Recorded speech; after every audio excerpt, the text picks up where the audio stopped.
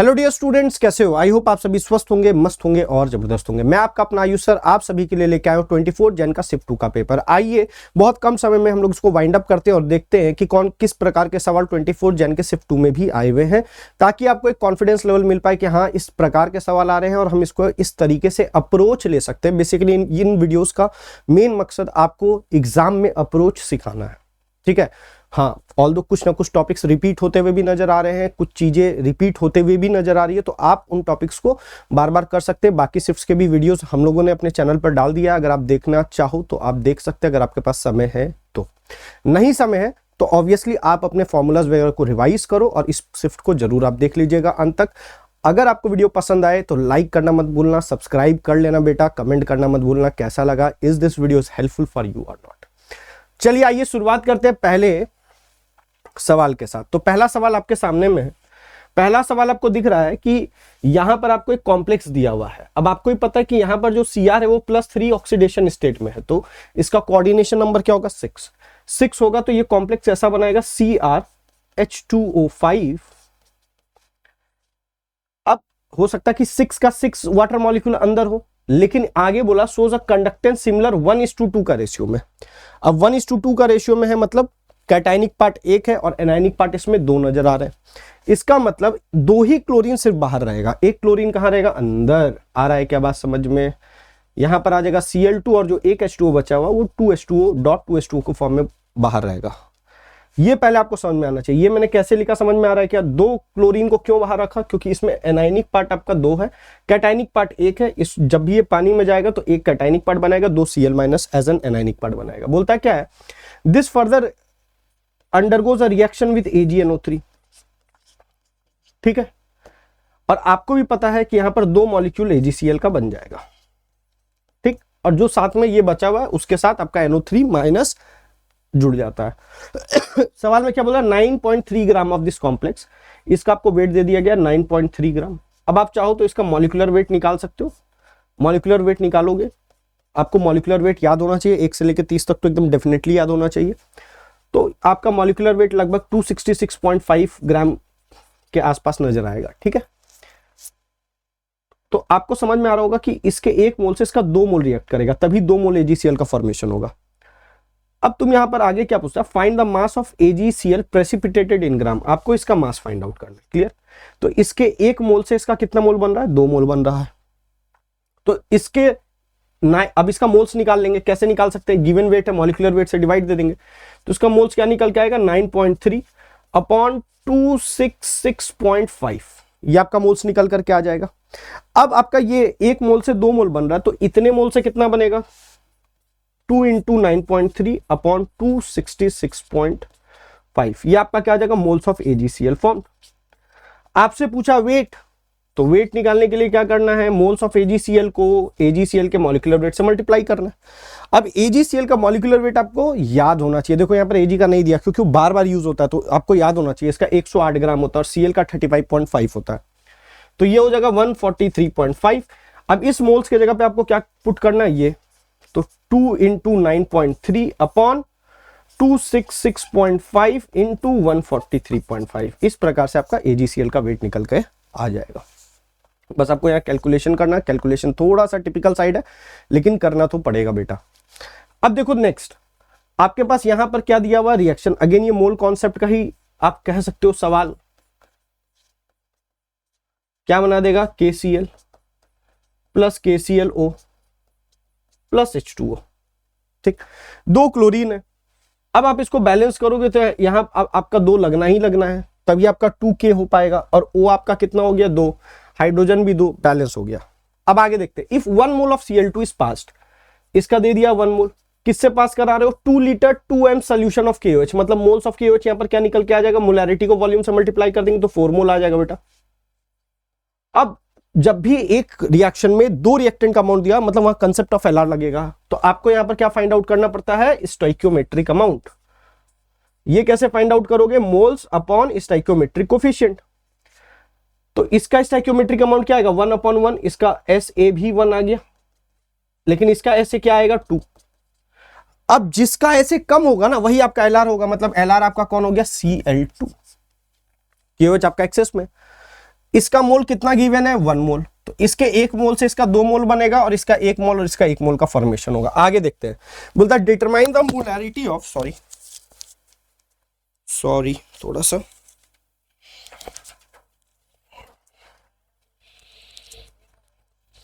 बोलता है determine the molarity of Cl minus ion, ClO minus ion and OH minus ion. तो Cl minus कहां से मिलेगा, KCl से। तो जितना मोल्स KCl का होगा उतना ही मोल Cl माइनस का होगा, तो आंसर आ गया 1 मोल। फिर जितना मोल KClO का होगा उतना ही मोल NClO माइनस का होगा, इसका भी आंसर आ गया 1 मोल। अब सवाल है OH माइनस आयन कहां से मिलेगा, तो आपको पता है अगर आपका ये Lr है तो ये आपका Er है, तो हमको चेक करना पड़ेगा कितना KOH का मोल्स बचा है। तो 2 मोल्स तो रिएक्शन में पार्टिसिपेट कर गया, बचा कितना था 4 मोल, तो 2 मोल माइनस कर लेंगे तो 2 मोल बचा हुआ है, तो मोल्स ऑफ KOH रिमेन्ड, ये रिमेनिंग वाला है कितना 4 था, 2 रिएक्शन में पार्टिसिपेट कर गया तो कितना बचा 2, यही आपका moles of OH minus ion भी होगा। अब आपको क्या निकालना, कंसंट्रेशन, वॉल्यूम तो वही रहने वाला दैट इज 2 लीटर, तो कंसंट्रेशन ऑफ Cl माइनस क्या आ जाएगा 1/2, कंसंट्रेशन ऑफ ClO माइनस क्या आ जाएगा 1/2, और कंसंट्रेशन ऑफ OH माइनस क्या निकल कर क्या आ जाएगा 2/2, दैट इज 1m। मतलब इसका हो गया 0.5m, इसका 0.5m और इसका 1m, तो 0.5m 0.5m 1m, ऑप्शन कौन सा सही हो जाएगा 2। Is it clear? आइए नेक्स्ट सवाल देखते हैं, केमिकल काइनेटिक्स का ये सवाल है, थोड़ा सा दिमाग लगाना पड़ेगा। रेडियो एक्टिव है तो आपको पता होना चाहिए ये कौन सा ऑर्डर को फॉलो कर रहा है, फर्स्ट ऑर्डर। मैं बार बार आपको बोल रहा हूं कि फर्स्ट ऑर्डर जीरो ऑर्डर का रिएक्शन फॉर्मूलाज और जितने भी ग्राफ्स है वो जरूर आप कंप्लीट करके जाइए। इसका आपको क्या दे दिया, हाफ लाइफ दे दिया, तो टी हाफ आपको दे दिया, कितना दिया हुआ 245 डेज। क्लियर? आपसे क्या पूछा, find the time after which the activity of zinc sample remain 75%, remain 75%, मतलब आपको क्या निकालना, T25% का ये फाइंड आउट करना, ठीक है। तो T25% कंप्लीशन का फाइंड आउट करना, तो फॉर्मूला आपको पता है 1/k ln AT/A0। अच्छा AT क्या है, it is the amount of reactant remained, तो रिमेन्ड कितना 75%, रिमेन्ड कितना है आपका 75%, तो आपका ये क्या हो जाएगा, इसका रेशियो क्या आ जाएगा 4/3, क्या आ जाएगा 4/, ये हो गया 4/3, कैसे 75% बचा हुआ है ना। Is it clear? अब आपको हमको यहां पर देखना है क्या, यहां थोड़ा सा गलती हो गया, AT/A0 नहीं होगा, सॉरी A0/AT होगा, ठीक है डियर, A0/AT। तो AT आपका क्या हो जाएगा 3/4 A0, मतलब पुट कर देना आंसर आ जाएगा ln 4/3। सवाल है सर अगर हमको k का वैल्यू पता चल जाए तो काम हो जाएगा, यस। तो k का वैल्यू कैसे फाइंड आउट करोगे, तो आपको भी पता है t हाफ बराबर ln 2/k होता है, तो k बराबर क्या हो जाएगा ln 2/t half, t half कितना है 245, इसको यहां पर पुट कर देना, तो T25 बराबर 1/ln 245 कहां चला जाएगा, 245 ऊपर चला गया इंटू ln 4/3। ln को लॉग में कन्वर्ट कर लो बेटा, सॉल्व करना आसान रहेगा। 2.303 यहां पर भी आएगा, अगर आप इसको लॉग बनाओगे तो 2.303 यहां भी आएगा, इसको लॉग बनाओगे तो 2.303 यहां भी मल्टीप्लाई होगा, ये और ये कैंसिल आउट हो गया। अब सिंपल सा क्वेश्चन है, इसको सॉल्व कर लो। बस यहां पर आपको क्या है, यहां पर आपको क्या है 2 log 2 minus log 3, log a/b का फॉर्मूला लगा लो और नीचे log 2।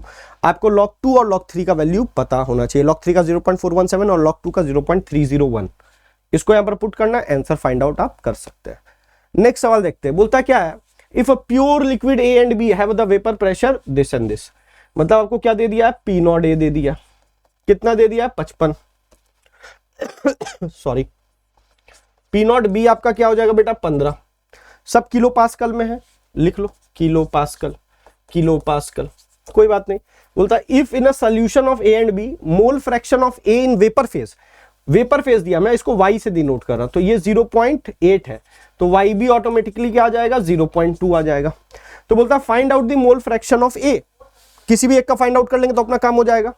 अब यहां पर रिलेशन कौन सा बैठेगा, तो आपको पता है कि PA बराबर P0A इंटू काई ए, ये किसके अकॉर्डिंग है, according to Raoult's law and according to Dalton's law आप पीए क्या लिख सकते हैं YA इंटू पी टोटल, ये अकॉर्डिंग टू डाल्टन्स लॉ हो गया। तो मैं क्या इक्वेशन बना सकता हूं, एक इक्वेशन बना सकता हूं वाई ए इंटू पी टोटल बराबर पी नॉट ए इंटू काई ए। सिमिलरली एक इक्वेशन क्या बना सकता हूं बी के लिए, Y B into P total बराबर P not A into chi B. एक इक्वेशन ये बना सकते हैं, कोई दिक्कत है क्या? अब हमको काई ए अपॉन काई बी निकालना, तो 1 डिवाइडेड बाई 2 कर देना, तो पीटी पीटी कट गया, यहां क्या आ जाएगा वाई ए अपॉन वाई बी बराबर P not A upon P not be into काई ए अपॉन काई बी। क्लियर? अब आपको वाई ए भी पता है, वाई बी भी पता है, पी नॉट ए भी पता है, पी नॉट भी पता है, किलो पास्कल में कन्वर्ट करने की जरूरत नहीं, कट जाएगा। आपका वाई ए कितना हो गया बेटा 0.8 अपॉन 0.2 बराबर पी नॉट ए कितना हो गया 55 upon 15 kilo pascal cancel out हो गया, ठीक है ना, थोड़ा दिमाग में रखना ये बात। काई ए अपॉन काई बी, तो ये और ये हटा दो, ये हो गया 4, ये हो गया 3, ये हो गया 11, तो ये हो जाएगा 12 अपॉन 11, ये हो गया काई ए अपॉन काई बी।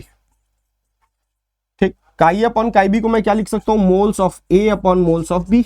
पूछो क्यों? क्योंकि मोल्स ऑफ ए बराबर क्या होगा, मोल्स काई ए ऑफ ए क्या होगा, moles of A upon moles total moles, chi of B क्या होगा, moles of B upon total moles, दोनों को डिवाइड देना, मोल्स टोटल मोल्स कट जाएगा, Na अपॉन Nb आ गया।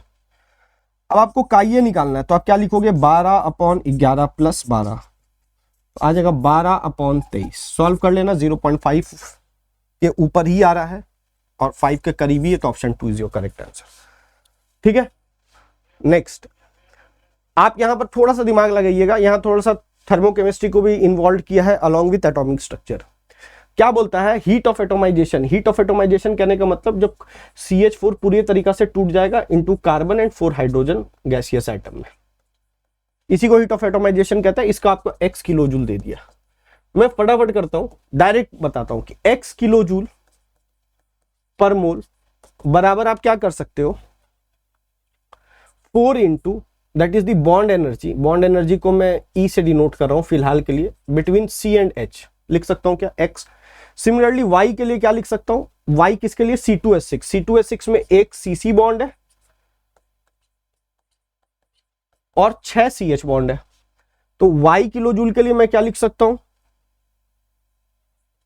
y किलो जूल पर मोल के लिए क्या लिख सकता हूं 1 CC bond plus 6 ECH bond. बोलो यस और नो, बोलो यस और नो।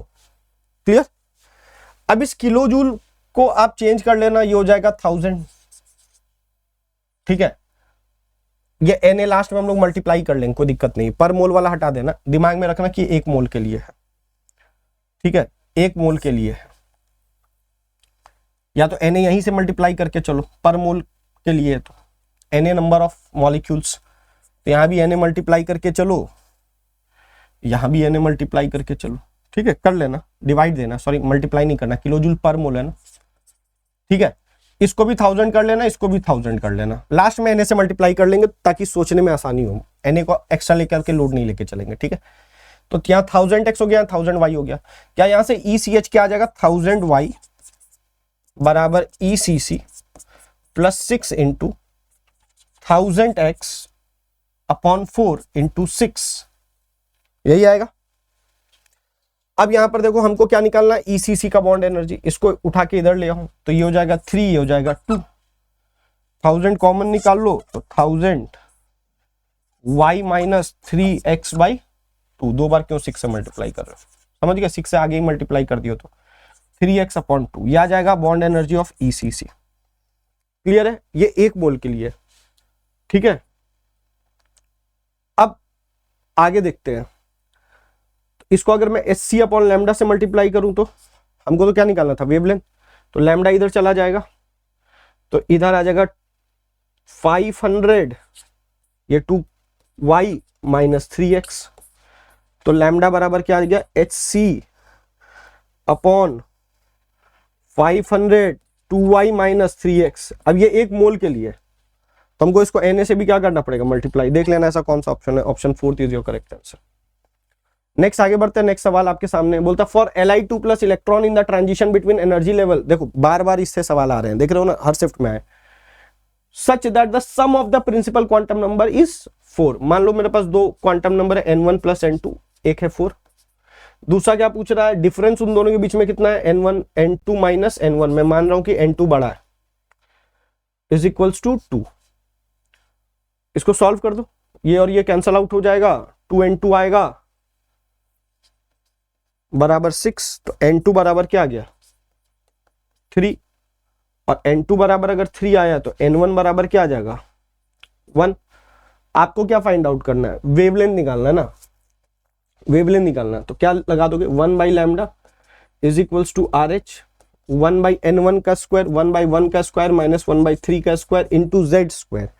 Li2 प्लस है तो z आप क्या लोगे, 3 हो गया, मतलब 9, 3 का स्क्वायर 9 हो जाएगा। फॉर्मूला जेड स्क्वायर होता है ना। बस आपको इसको सॉल्व कर लेना, लैम्डा का वैल्यू पुट करके आंसर निकाल लीजिएगा, दैट्स इट। ठीक है, next, in the percentage of N2 above, देखो बार बार हेनरी लॉ से भी सवाल पूछे जा रहे हैं। If the percentage of N2 above a liquid solution is 80%, total pressure तुमको दे दिया 10 atm, तो N2 का प्रेशर निकाल लोगे 80% ऑफ 10 atm, आंसर कितना आ जाएगा, 8 atm।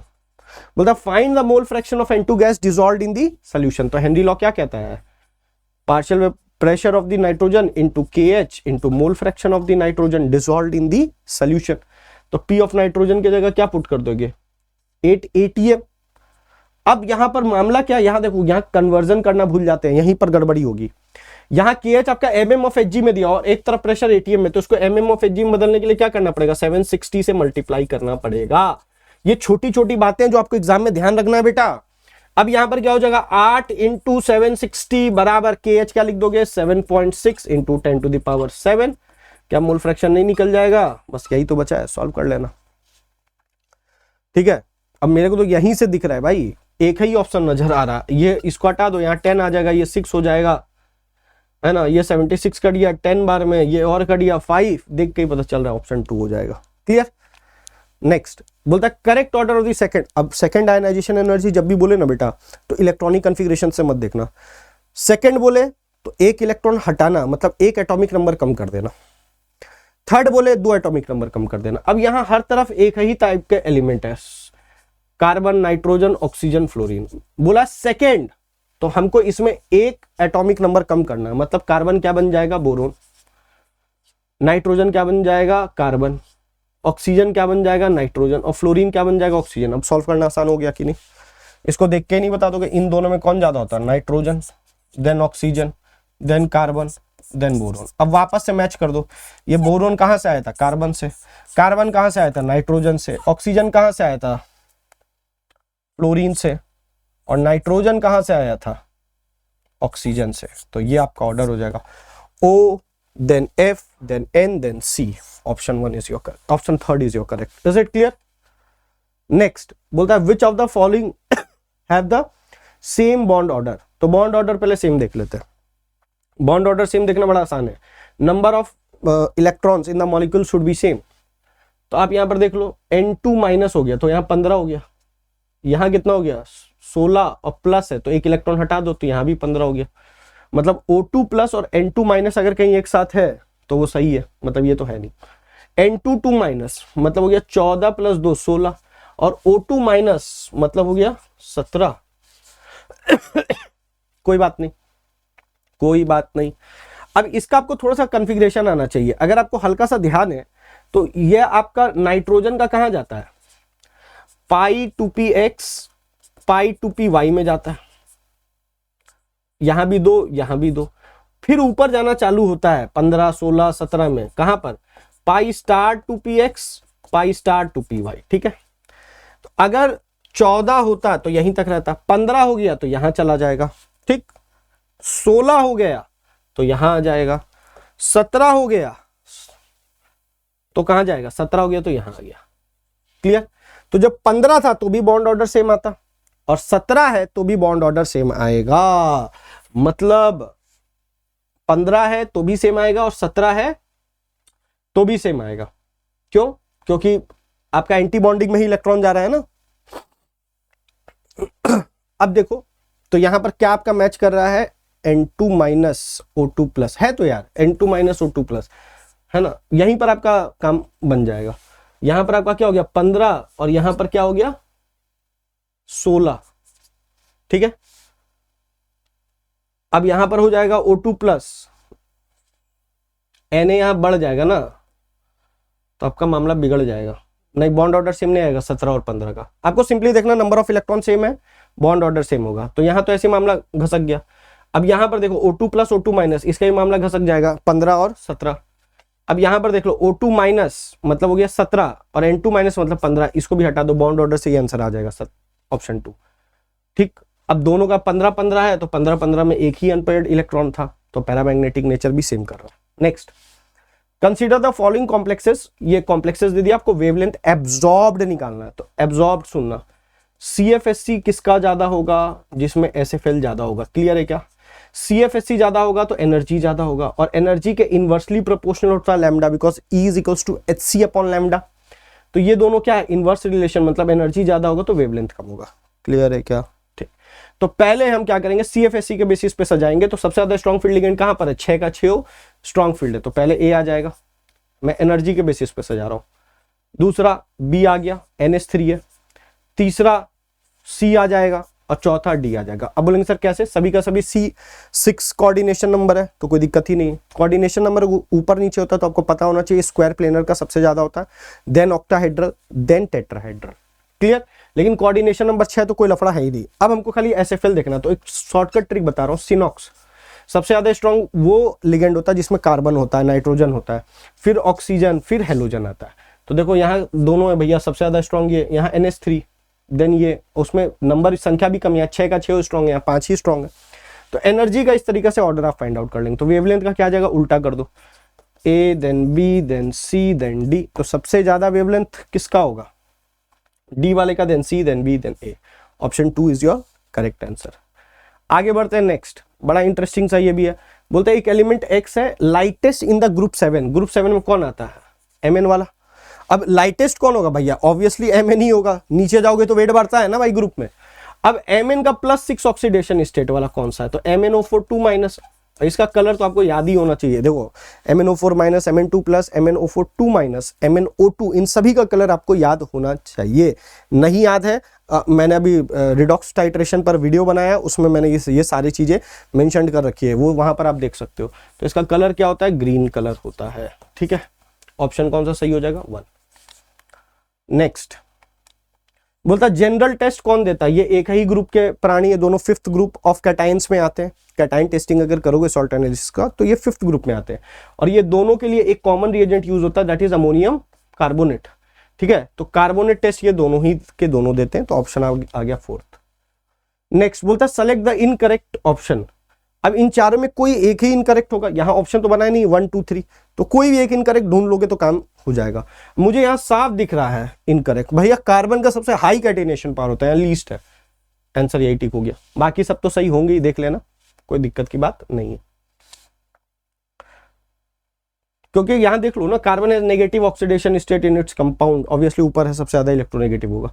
Carbon dioxide is most acidic, obviously ऊपर है, मोस्ट इलेक्ट्रोनेगेटिव, मोस्ट एसिडिक होता है बेटा। मैक्सिमम कोवेलेंसी कार्बन की 4 होती है, ये भी सही है।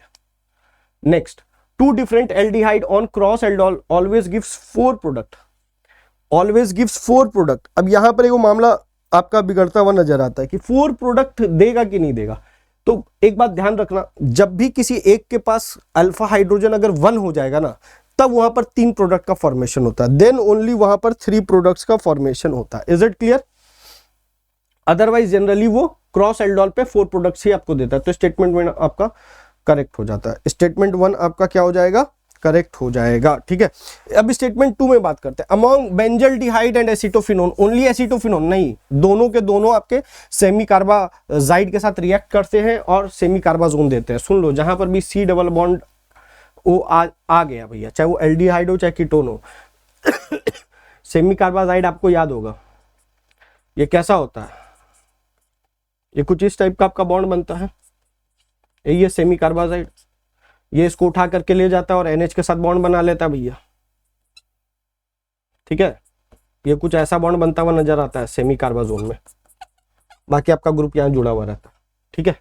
जो भी आपका ग्रुप यहाँ पर जुड़ना है वो आपका जुड़ा हुआ नजर आएगा। Is it clear? तो इस तरीका से सेमी कार्बा जोन का फॉर्मेशन करता है। तो स्टेटमेंट 2 आपका रॉन्ग है, स्टेटमेंट 1 सही है, क्योंकि बेंजल्डिहाइड भी रिएक्शन में पार्टिसिपेट करता है। मतलब statement 1 is correct, statement 2 is incorrect, option 3 is your correct answer. Next, अब देखो ये आपका न्यूमन प्रोजेक्शन से सवाल आ गया, बोलता है 2 is more stable then first.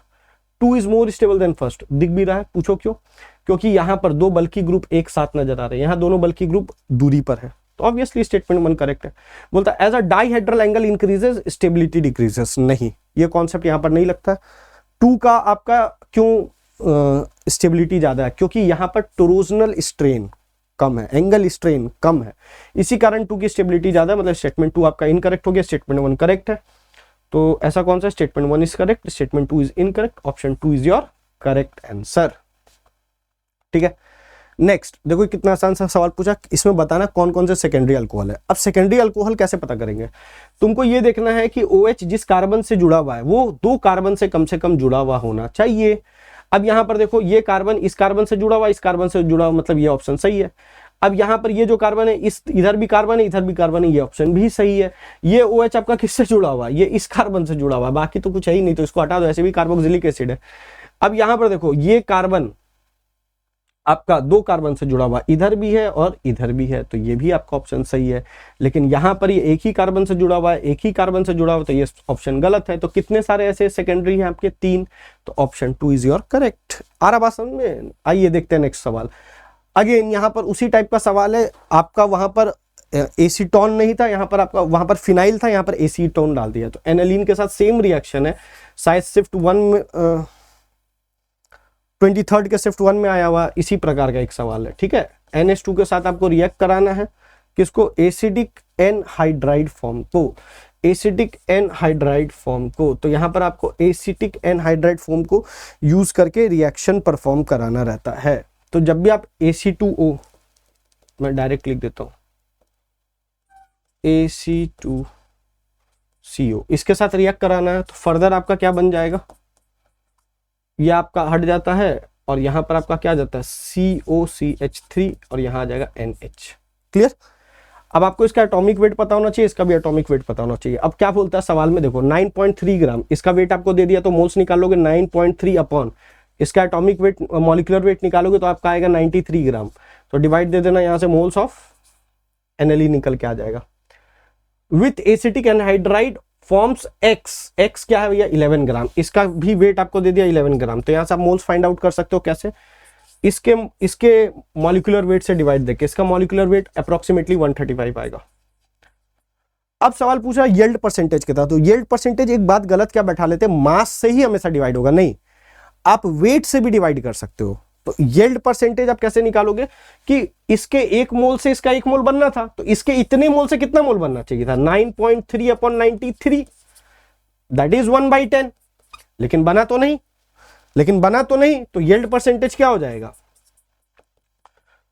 ये तो इसका थ्योरेटिकल प्रोडक्ट कितना आ रहा है? थ्योरेटिकल अमाउंट, तो ऊपर आ जाएगा actual amount of the product के मोल्स अपॉन नीचे आ जाएगा moles of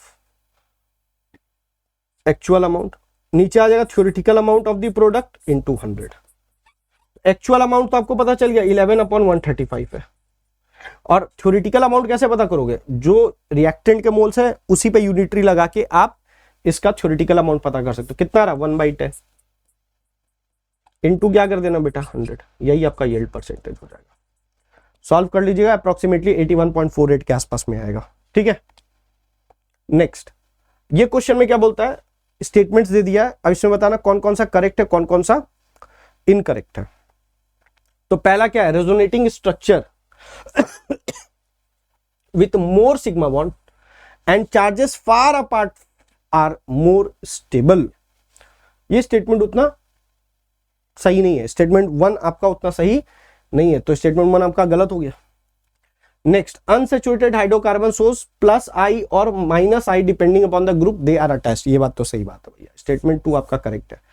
carbon ion with more S percentage character are more stable, yes, ताकि वो जो आपका एनायन का नेगेटिव चार्ज है उसको न्यूक्लियस और अट्रैक्ट करके रखे, मतलब ये स्टेटमेंट भी आपका सही है। तो बी और सी तो आपका सही है, अब आगे देखना है डी और ई में। तो ई को ही चेक कर लेते हैं, डी तो हर जगह है।